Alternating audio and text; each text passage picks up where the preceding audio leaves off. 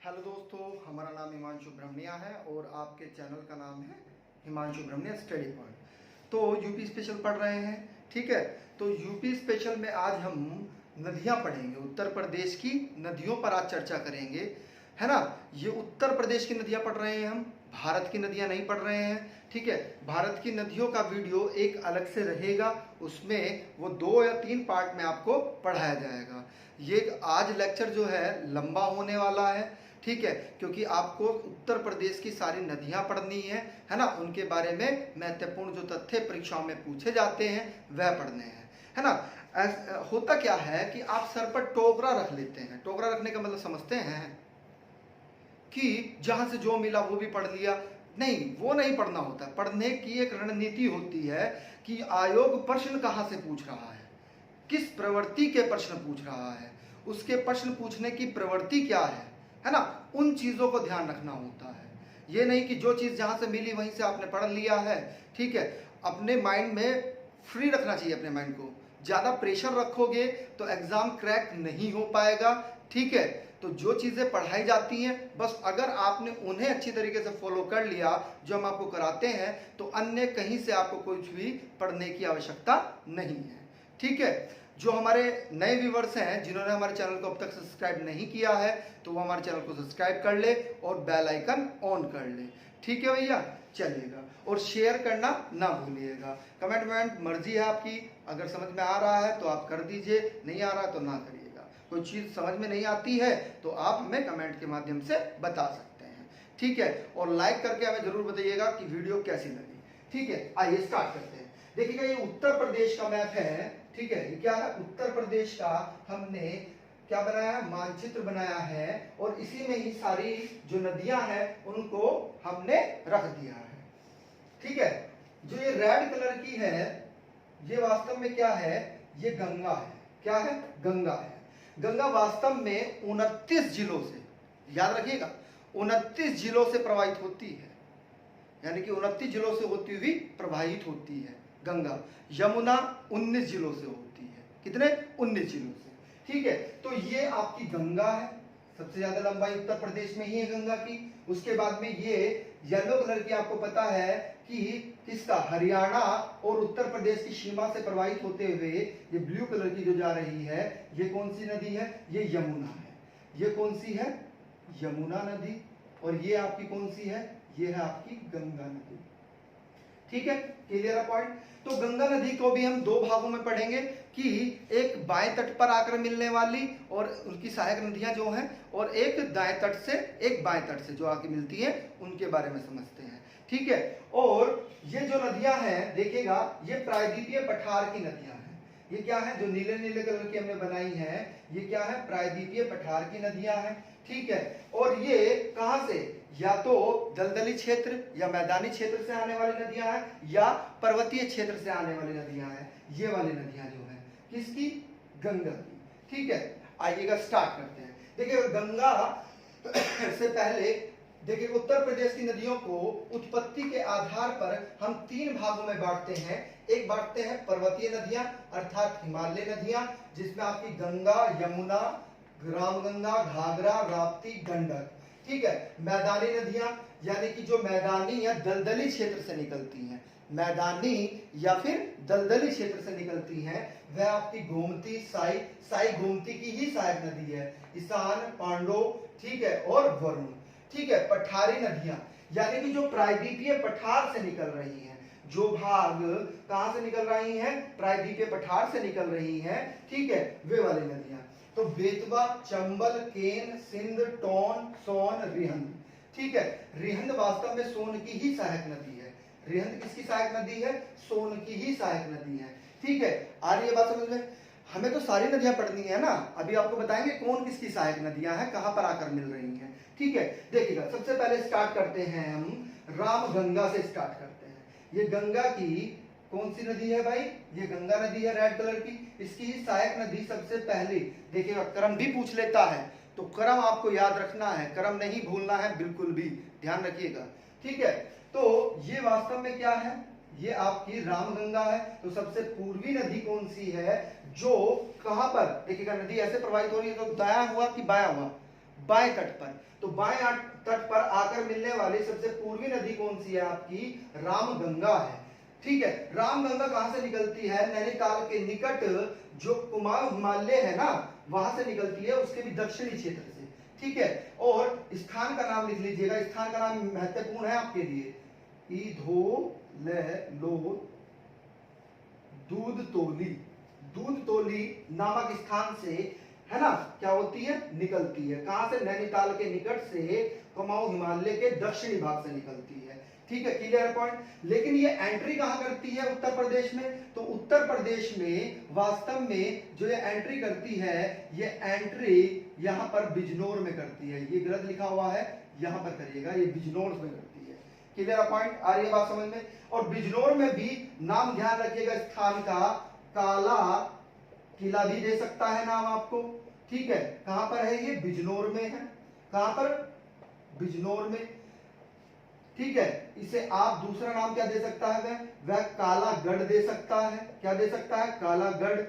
आपको पता होगा कि कालागढ़ में एक डैम भी है, कालागढ़ के नाम से ही एक डैम भी है ना, बहुत ही सुंदर डैम है।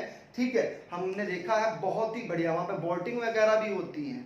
ठीक है, कालागढ़ बिजनौर में है। ठीक है, क्लियर पॉइंट। इसके अब होता क्या है, प्रश्न ऐसे भी पूछा जाता है कि जो रामगंगा है वास्तव में वह मैदानी क्षेत्र में कहां पर प्रवेश करती है? तो वास्तव में प्रश्न ये बना कि मैदानी क्षेत्र का मतलब बिजनौर में मैदानी क्षेत्र में आती है। उससे पहले क्या है यहाँ पर? सब यहाँ पर तो आपको पता ही है क्या है, उत्तराखंड और नेपाल की सीमा नहीं है यहाँ पर। ठीक है, आ रही है बात समझ में?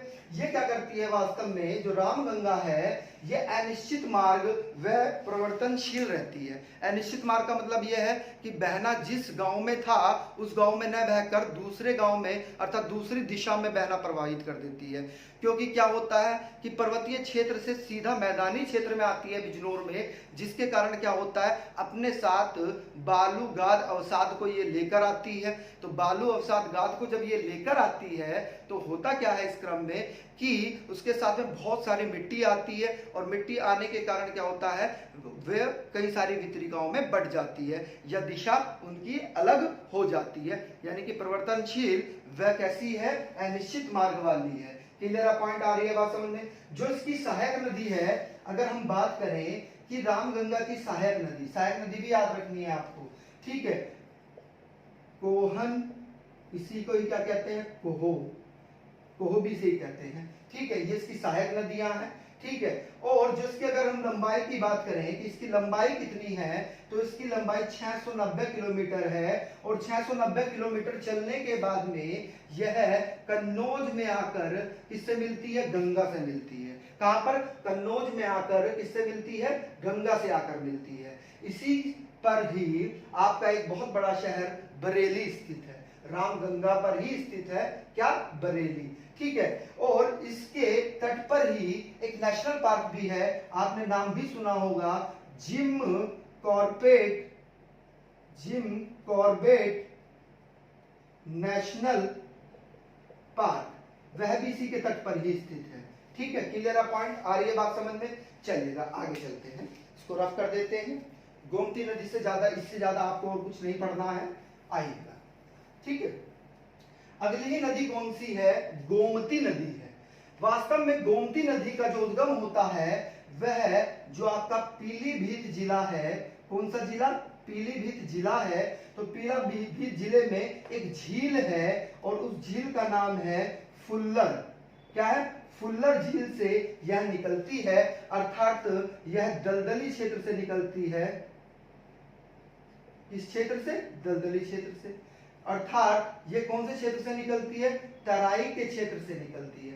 प्रश्न कैसे भी आपसे पूछा जा सकता है कि गंगा की वह सहायक नदी कौन सी है जिसका उद्गम वास्तव में उत्तर प्रदेश से ही होता है?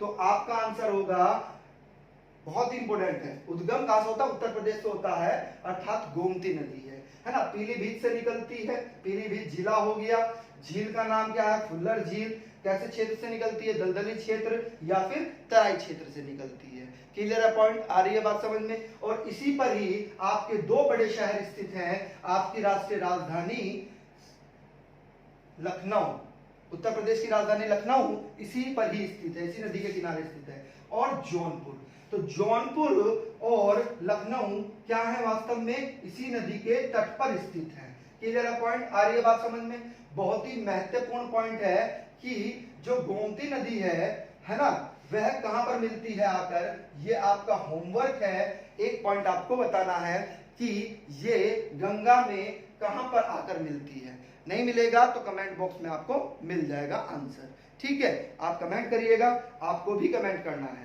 ठीक है। हाँ, आपको भी करना है। चलेगा, आगे चलते हैं।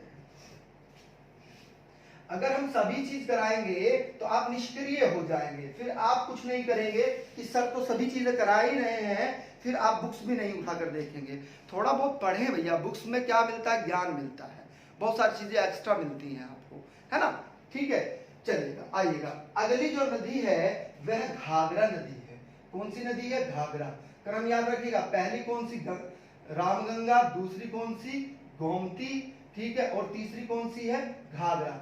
वास्तव में घाघरा की ही सहायक नदी कौन सी है, शारदा व राप्ती नदी है, ठीक है। शारदा व राप्ती नदी है। प्रश्न ये भी बनता है कि जो ये घाघरा नदी है, घाघरा नदी के दाएं तट पर कौन सी नदी आकर मिलती है और बाएं तट पर आकर कौन सी नदी मिलती है। तो आप देखिएगा, समझिएगा, जब घाघरा नदी ऐसे बह रही है और ये नदी इसके यहां पर आकर मिली, ये देखिएगा, ये यहां पर शारदा आकर मिल गई और यहां पर आपकी राप्ती आकर मिल गई। तो आप ये बताइएगा कि शारदा नदी कौन से तट पर आकर मिली और राप्ती नदी कौन से तट पर आकर मिली। तो राप्ती नदी बाएं तट पर आकर मिली, जबकि शारदा नदी दाएं तट पर आकर मिली। क्लियर है पॉइंट, आ रही है बात समझ में। बाएं और दाएं का भी ध्यान रखिएगा, क्रम का भी ध्यान रखिएगा। प्रश्न आपको जोड़ो मिलाओ में मिलेंगे तो वहां पर कंफ्यूज नहीं होना है। शहरों के मिलान बिंदु भी याद रखने हैं। मिलान बिंदु पर एक वीडियो हम अलग से बना देंगे, जब उत्तर प्रदेश में पढ़ाएंगे तब बता देंगे, ठीक है। चलिएगा, तो वास्तव में जो घाघरा नदी से शारदा नदी आकर मिलती है वह कहां पर मिलती है, बहरामपुर में आकर मिलती है। कहां पर, बहरामपुर में। कौन सी नदी, शारदा नदी, ठीक है। शारदा नदी को दूसरा नाम क्या कहते हैं, बता सकता है कोई हमें? हाँ, आप बताइए, शारदा का दूसरा नाम। बिल्कुल सही, इसे ही हम क्या कहते हैं, काली नदी भी कहते हैं। इसे ही हम क्या कहते हैं, काली नदी कहते हैं। क्लियर है पॉइंट, आ रही है बात समझ में। जो राप्ती नदी है, राप्ती नदी के तट पर ही हमारे जो मुख्यमंत्री हैं योगी आदित्यनाथ जी, उनका जो क्षेत्र है गोरखपुर, वास्तव में गोरखपुर भी राप्ती नदी के तट पर ही स्थित है, ठीक है। राप्ती नदी के तट पर ही गोरखपुर स्थित है, ठीक है। राप्ती नदी वास्तव में कहां आकर मिलती है, किससे, बहुत इंपॉर्टेंट चीज है, घाघरा नदी से। कौन सी, राप्ती नदी कहां पर, देवरिया में आकर मिलती है, जबकि शारदा नदी घाघरा नदी से बहरामपुर में आकर मिलती है। अब कुछ इसके पॉइंट्स हैं, वो समझ लीजिएगा। वास्तव में ये दो शाखाओं के रूप में निकलती है। कितने शाखाओं के रूप में, दो शाखाओं के रूप में निकलती है। एक निकलती है, एक को बोला जाता है काला पानी, जो पिथौरागढ़ से निकलती है। कहां से, पिथौरागढ़ से निकलती है। दूसरे का नाम है गोरी गंगा। क्या नाम है, गोरी गंगा। ये कहां से निकलती है, मोस्ट इंपोर्टेंट, गोरी गंगा कहां से निकलती है, उत्तराखंड से निकलती है उत्तराखंड से। ये भी नेपाल से निकलती है। कहां से, नेपाल से निकलती है। क्लियर है पॉइंट, आ रही है बात समझ में, गोरी गंगा। क्लियर है पॉइंट, आ रही है बात समझ में। चलेगा, अब एक पॉइंट और समझिएगा, यहां पर आप इसको रफ कर देते हैं। चलिएगा, जो शारदा नदी है, हम शारदा नदी के बारे में बात कर रहे हैं, कभी आप कंफ्यूजन हो, दो शाखा इसकी ही बताई है हमने। इससे वास्तव में कहां से निकलती है, ग्लेशियर है जिसका नाम क्या है, मिलान, है ना, मिलान।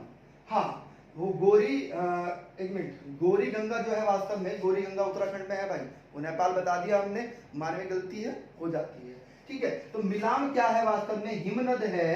क्या है, हिम नद है, यानी कि ग्लेशियर है, यहां से निकलता है ना, उत्तराखंड में है मिलान ग्लेशियर, ठीक है। तो यहां से निकलती है और बहराम घाट के निकट, किसके निकट, बहराम घाट के निकट शारदा नदी व घाघरा नदी आपस में मिलती हैं का संगम होता है। क्या होता है? संगम होता है। क्लियर है पॉइंट? आ रही है बात समझ में? बहराम, ये भी प्रश्न पूछा जाता है, इसको आप नोट आउट कर लीजिएगा, हमने यहाँ पर नोट भी कराया है। ठीक है, क्लियर है पॉइंट? चलिएगा आगे चलते हैं।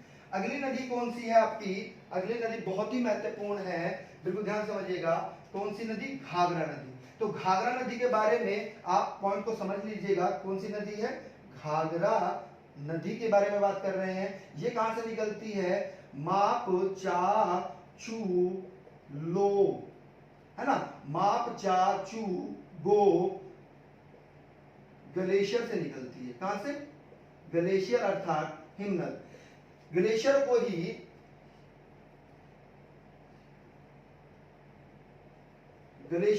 हिमनद कहते हैं। ग्लेशियर को ही क्या कहते हैं? हिमनद कहते हैं। कंफ्यूज नहीं होना है, हिमनद कहते हैं। क्लियर है पॉइंट? तो यहां से निकलती है और ये कहां पर है वास्तव में? ये तिब्बत में है। कहां है? तिब्बत में है। क्लियर है पॉइंट? आ रही है बात समझ में?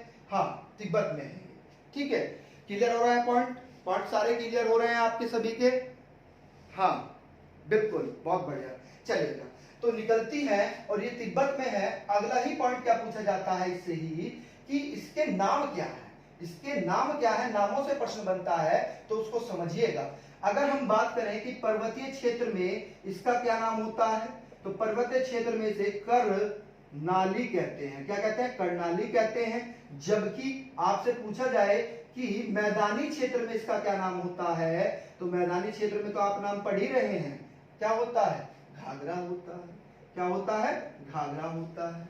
पॉइंट क्लियर है? इसकी जो लंबाई है वह 1080 किलोमीटर है और उसी के बाद वह देखिएगा, आपने देखा होगा कि तीन नदियां उत्तर प्रदेश के बाहर अर्थात बिहार में गंगा से मिल रही है। आइए उनको दर्शा देते हैं पहले, है ना। देखिएगा, ये आपकी घाघरा नदी है, ये घाघरा नदी छपरा, है ना, ये क्या है? छपरा। देखिएगा यहां तक उत्तर प्रदेश की सीमा है। ये क्या है? उत्तर प्रदेश की सीमा। ये सबसे पूर्वी राज्य आपका कौन सा है? बलिया है। कौन सा? बलिया। तो बलिया से ही बाहर निकल के छपरा जिले में जाकर अर्थात बिहार के छपरा जिले में ये क्या करती है? गंगा से मिलती है। कहां पर? छपरा। छपरा कहां पर है? बिहार में है ना। कहां पर है? बिहार में है। तो यहां पर क्या कर रही है? यह गंगा से मिलती है। क्या करती है? गंगा से मिलान होता है इसका। क्लियर है पॉइंट? आ रही है बात समझ में? चलिएगा, ठीक है, क्लियर है पॉइंट? चलिएगा, बहुत बढ़िया।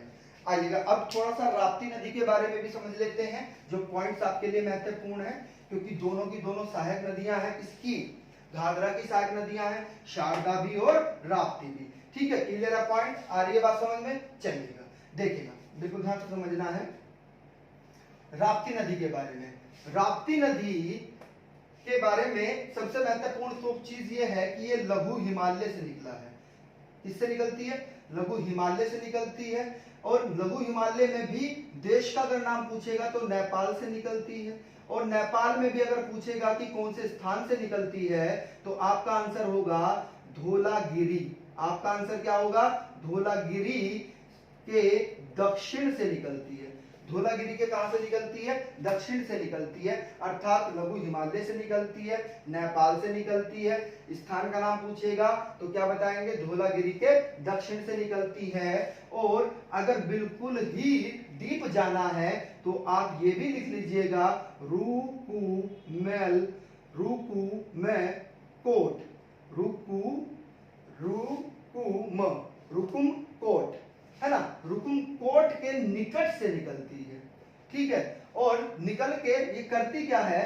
पहले दक्षिण की ओर प्रवाहित होती है ना। पहले कहां पर? दक्षिण की ओर प्रवाहित होती है और उसके बाद में कहां पर? पश्चिम की ओर प्रवाहित होती है ना। कहां की ओर? पश्चिम की ओर प्रवाहित होती है। Clear point? आपसे प्रश्न ये भी पूछा जाता है, राप्ती बहुत ही इंपॉर्टेंट नदी है, इसको भी कंफ्यूज नहीं रहना है। राप्ती नदी के बारे में ही पढ़ रहे हैं। अब इससे एक इंपॉर्टेंट चीज क्या पूछी जाती है कि भैया ये बताइएगा कि बूढ़ी गंडक किसको कहा जाता है? तो बूढ़ी गंडक भी राप्ती नदी को ही कहा जाता है। जो इसकी सहायक नदी है, अगर हम सहायक नदी की बात करें तो सहायक नदी इसकी ध्यान रखिएगा बहुत ही इंपॉर्टेंट है, रोहिणी। रोहिणी नदी है। कौन सी नदी है? रोहिणी नदी है। पॉइंट क्लियर है? बात समझ में आ रही है? बहुत ही ज्यादा महत्वपूर्ण है। रोहिणी इसकी सहायक नदी है।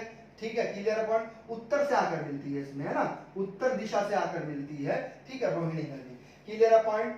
अब एक चीज नोट करके लिखनी है, ये दोनों चीजें आपको नोट करके लिखनी है, ये पूछी जाती है, दोनों की दोनों नोट करके लिखनी है। ठीक है, आइएगा देखिएगा, अगर पूछा जाए कि रोहिणी प्लस राप्ती कहां पर आपस में मिलती है, तो आपका आंसर होगा गोरखपुर में। अगर पूछा जाए कि राप्ती व प्लस घाघरा कहां पर आकर मिलती है, तो देवरिया में आकर मिलती है। और स्थान का भी अगर नाम पूछ लिया जाए देवरिया में, तो आपका आंसर क्या होगा? बहराज नामक स्थान पर आकर मिलती है। इस पर बहराज नामक स्थान पर आकर मिलती है। हमने डायग्राम में दर्शाया भी है इसीलिए, क्योंकि ये महत्वपूर्ण तथ्य है, पूछा जाता है। ठीक है, आइएगा अगले हमने क्या किया, हमने पर्वतीय क्षेत्र की सारी नदियां पढ़ ली हैं। अब हम किसकी पढ़ेंगे? एक मिनट, अब हम मैदानी क्षेत्र की नदियों के बारे में बात कर लेते हैं। तो मैदानी क्षेत्र की नदियों में आइएगा, देखिएगा इनकी जो लंबाई होती है वह कम होती है। अपेक्षाकृत इनकी लंबाई क्या होती है? कम होती है मैदानी क्षेत्र में, है ना।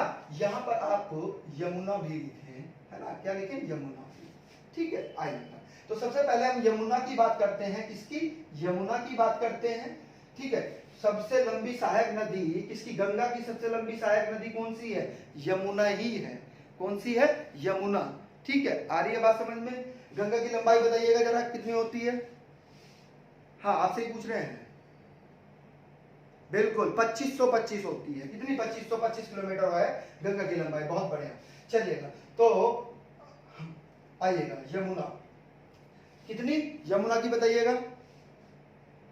हाँ, 1365, बिल्कुल ठीक, 1365 है यमुना की लंबाई, 1365। आइए तो यमुना के बारे में बात करते हैं। ये वास्तव में बंदर पूंछ चोटी से निकलती है। किस चोटी से? चोटी का अगर नाम पूछेगा, बंदर पूंछ। कौन से ढाल से निकलती है? बहुत इंपॉर्टेंट प्रश्न है। पश्चिमी ढाल से निकलती है। पश्चिमी ढाल से, है ना, पश्चिमी ढाल से निकलती है। पूछा जाए कि कौन से ग्लेशियर से निकलती है, तो यमुनोत्री ग्लेशियर से निकलती है। यमुनोत्री हिमनद से निकलती है। हिमनद से निकलती है। क्लियर है पॉइंट? आ रही है बात समझ में?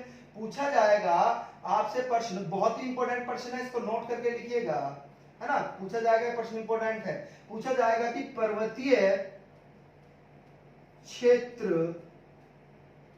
पर्वतीय क्षेत्र में से मिलने वाली नदी, यानी कि जो पर्वतीय क्षेत्र से आकर इसमें मिलती हैं वह नदी कौन कौन सी हैं, तो आपका आंसर होगा टॉन्स। ये वाली टॉन्स अलग है, ये टॉन्स है, टोल्स, है ना। आगत की मात्रा है इसकी, आगत। आगत क्या होते हैं? इसको ही विदेशी कहते हैं। इसे क्या कहते हैं? विदेशी। ठीक है, जैसे कि क्या होता है? डॉक्टर, है ना, तो डॉक्टर नहीं होता है, डॉक्टर होता है। ये आगत की मात्रा है, ओ की यात्रा है। ठीक है, तो टॉस है। कौन सी है? टॉस गिरी है। कौन सी है? गिरी है। आसन है। ये इसकी क्या है? जो पर्वतीय क्षेत्र से आकर इसमें मिलती है। ठीक है, क्लियर है पॉइंट? अगर हम बात करें, बहुत ही इंपॉर्टेंट चीज है कि वास्तव में जो यमुना नदी है वह कहां से निकलती है। अगर जिले की बात करेंगे तो उत्तर प्रदेश में जो एंट्री कर रही है, वास्तव में उत्तर प्रदेश में ये सहारनपुर में एंट्री करती है। और अगर स्थान का भी नाम पूछ ले, अर्थात ग्राम का नाम पूछ ले, तो उसका नाम क्या है? फैजाबाद है। क्या है? फैजाबाद। तो फैजाबाद ग्राम में यह एंट्री करती है। यहीं पर ही एक डैम भी बना हुआ है, एक बांध भी बना हुआ है। वास्तव में फैजाबाद जो बांध है उसी पर ही 3 राज्यों की सीमा है। कितने? 3 राज्यों की। हरियाणा की सीमा वहां पर है, उत्तर प्रदेश की सीमा वहां पर है, और हिमाचल प्रदेश की सीमा वहां पर है। Clear point? कौन से बांध पर? फैजाबाद बांध पर। ठीक है, बहुत इंपॉर्टेंट है फैजाबाद बांध। ठीक है, बैराज भी बोलते हैं इसको। क्लियर है पॉइंट, आ रही है बात समझ में, ठीक है। अब ये बहती कहाँ कहाँ पर है इस पर भी चर्चा कर लेते हैं।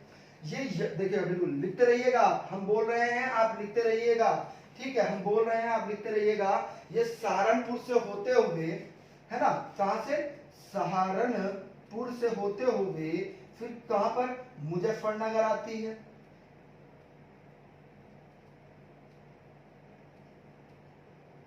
मुजफ्फरनगर।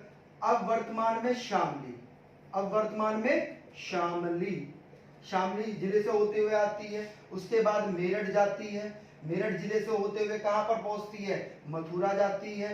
मथुरा के बाद में आगरा पहुंचती है, आगरा के बाद में कहां पहुंचती है, बहुत इंपॉर्टेंट, इटावा जाती है। इटावा के बाद में जालौन जाती है, जालौन के बाद कहां जाती है, हमीरपुर जाती है। हमीरपुर, हमीरपुर के बाद में कहां पर जाती है, हाँ आपसे बोल रहे हैं, हमीरपुर के बाद बिल्कुल फतेहपुर जाती है। कहां, हाँ बिल्कुल सही कह रहे हैं आप, फतेहपुर। और फतेहपुर के बाद में कहां पर इसका संगम होता है, किससे, गंगा से संगम होता है इसका, मिलती है गंगा में जाकर, बहुत बढ़िया। कहां पर, इलाहाबाद में, अर्थात प्रयागराज में, है ना। तो वास्तव में आपने देखा कि यमुना जो नदी है वास्तव में कहां पर, प्रयागराज में जाकर किससे मिल रही है, गंगा से मिल रही है। क्लियर है पॉइंट, आ रही है बात समझ में।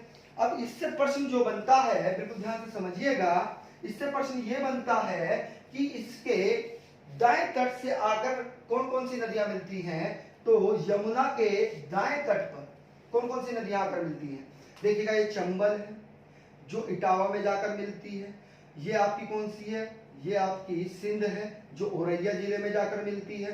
ये आपकी कौन सी है, बेतवा है जो हमीरपुर में जाकर मिलती है। ये आपकी कौन सी है, केन है जो आपकी बांदा जिला में आकर मिलती है। तो नाम लिख लीजिएगा आप, कौन कौन सी, चंबल, बेतवा और चंबल, बेतवा, सॉरी कम से लिखिएगा आप भी, सिंध, बेतवा और चौथी, हाँ बताइए, बहुत बढ़िया, केन, कौन सी, केन।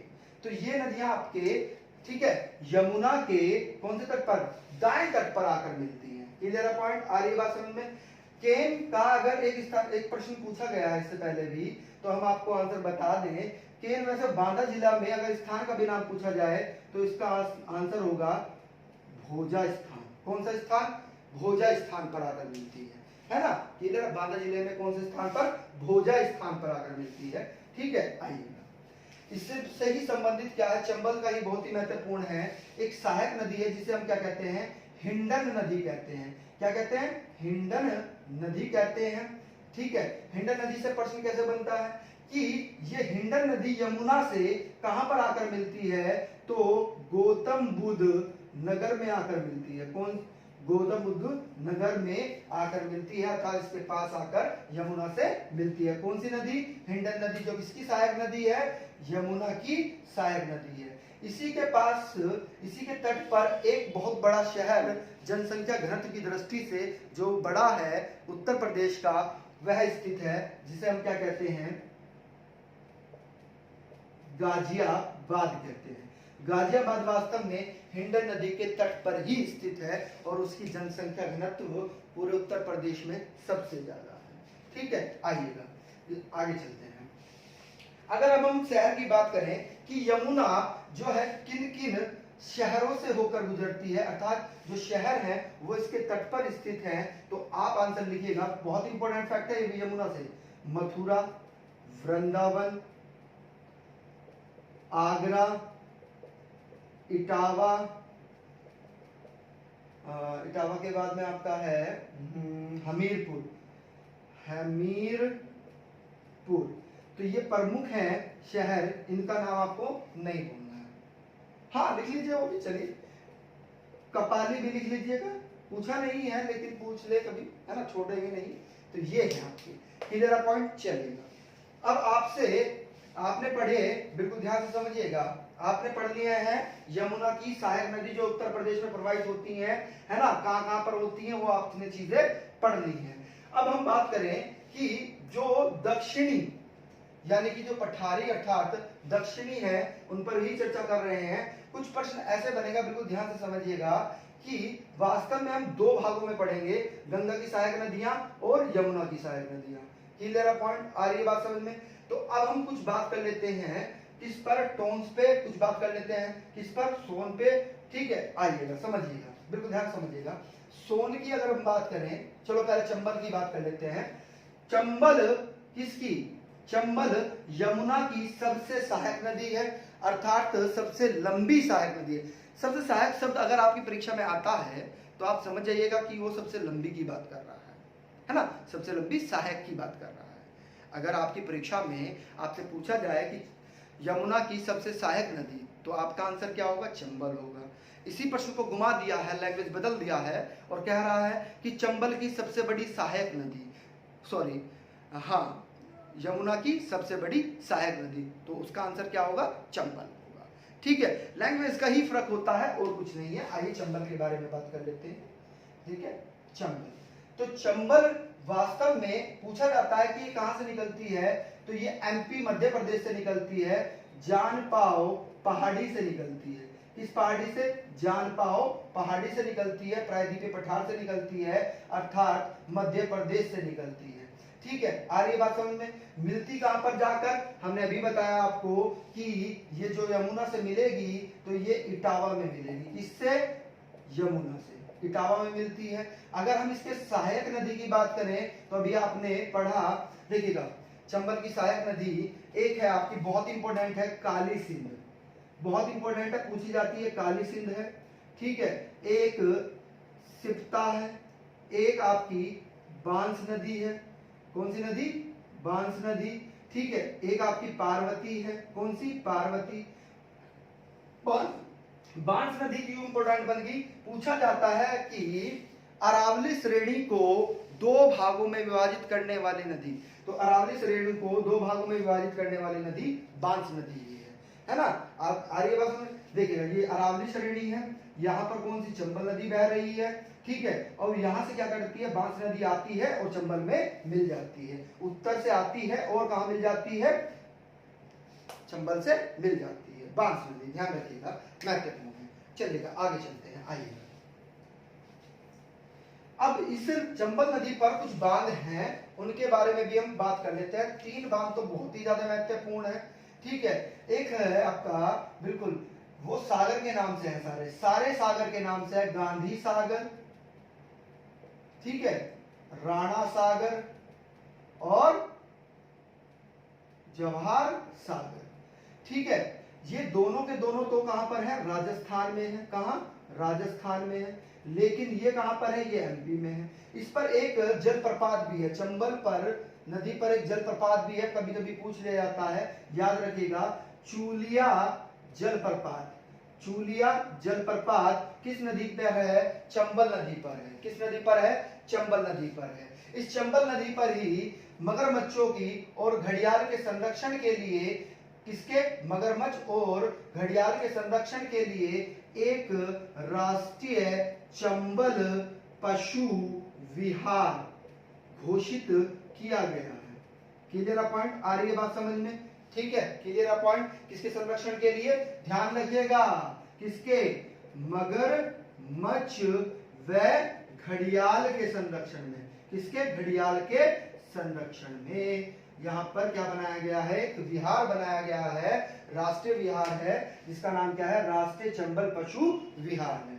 Clear point? चलेगा आगे चलते हैं। ठीक, देखिएगा एक चीज और समझिएगा, चंबल से ज्यादा, इससे ज्यादा आपसे कुछ नहीं पूछा जाएगा। आइएगा बेतवा के बारे में भी बात कर लेते हैं। सिंध की कोई इतनी खास बात नहीं है ना, इससे कोई प्रश्न ज्यादा नहीं बनता है, कुछ भी प्रश्न नहीं बनता है। ठीक है, बेतवा के बारे में समझिएगा, बेतवा महत्वपूर्ण है ना। बेतवा, बेतवा वास्तव में एमपी से निकलती है, भोपाल से निकलती है। जिले की बात करें तो भोपाल।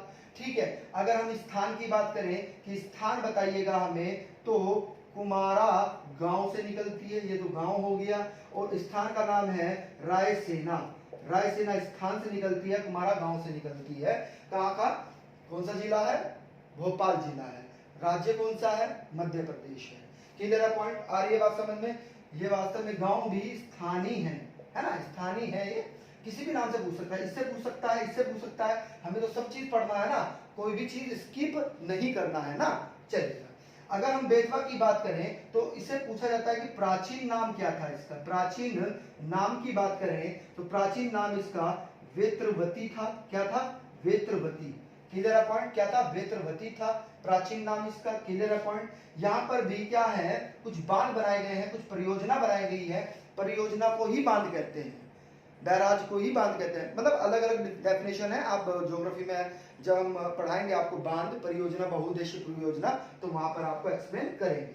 ठीक है, तो यहाँ पर ही राजघाट परियोजना है, पूछा जाता है, ये प्रश्न भी महत्वपूर्ण है। और क्यों महत्वपूर्ण बन गया यूपी स्पेशल के लिए? कि ललितपुर में स्थित है। कहां पर? ललितपुर में स्थित है। और इसकी अगर ऊंचाई की बात करें तो कितनी? 43.88 मीटर यह ऊंचा है, इसलिए महत्वपूर्ण है। ठीक है, इस पर ही एक और है, उसे भी लिख देते हैं सुकामा या डुकामा। सुकामा डुकामा है ना, बांध है जो कौन से जिले में स्थित है? तो झांसी में स्थित है। कहां पर?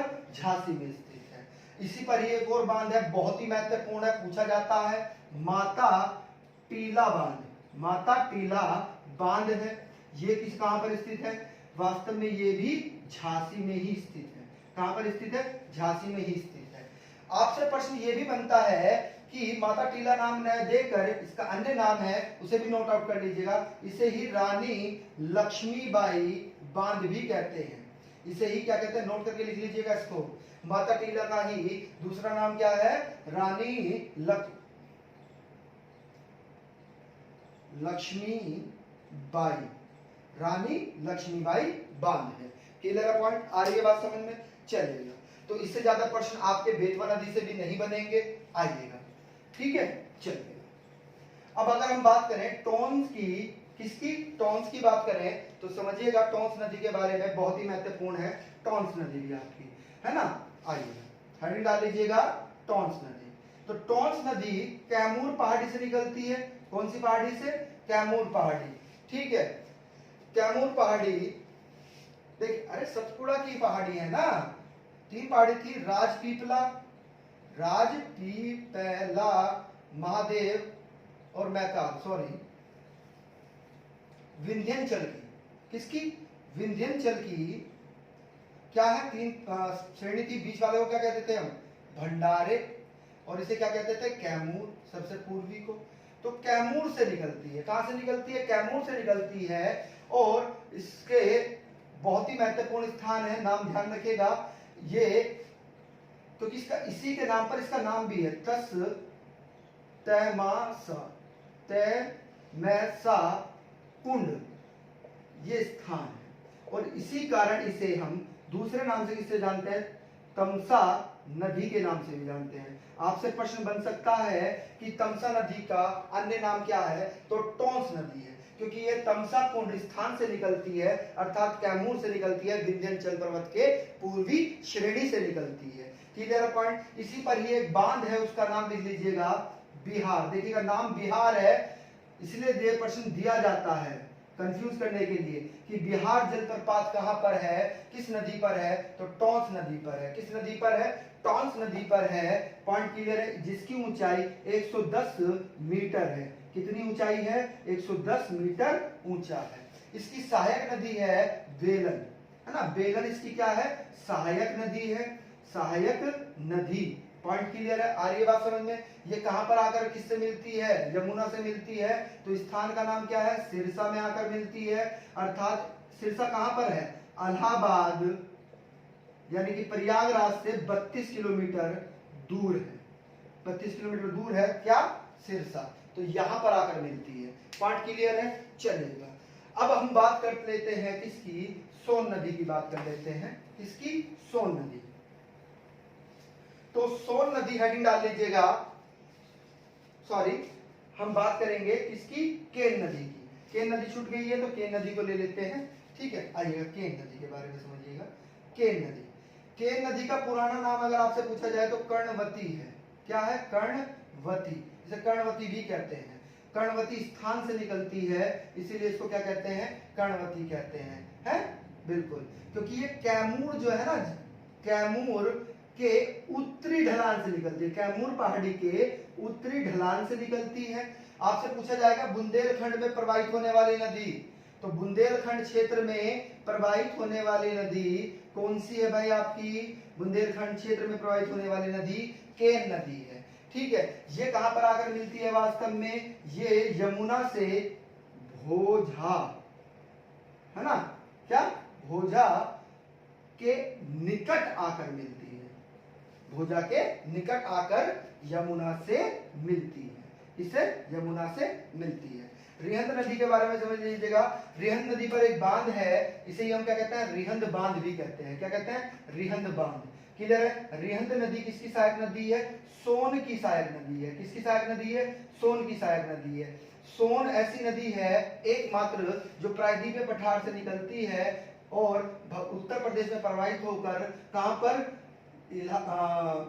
पर पटना के पास बिहार में जाकर मिलती है। क्योंकि हमने बताई थी तीन नदियां ऐसी हैं जो उत्तर प्रदेश में गंगा से नहीं मिलती हैं, तो उसमें से एक नदी कौन सी है आपकी, उसमें से एक नदी आपकी सोन भी है, क्या है, सोन भी है, ठीक है। अगर लेक्चर अच्छा लगा हो तो इसे लाइक और कमेंट करके हमें जरूर बताइएगा, ठीक है। आगे हम आपको अन्य टॉपिक लेके आएंगे आपके लिए।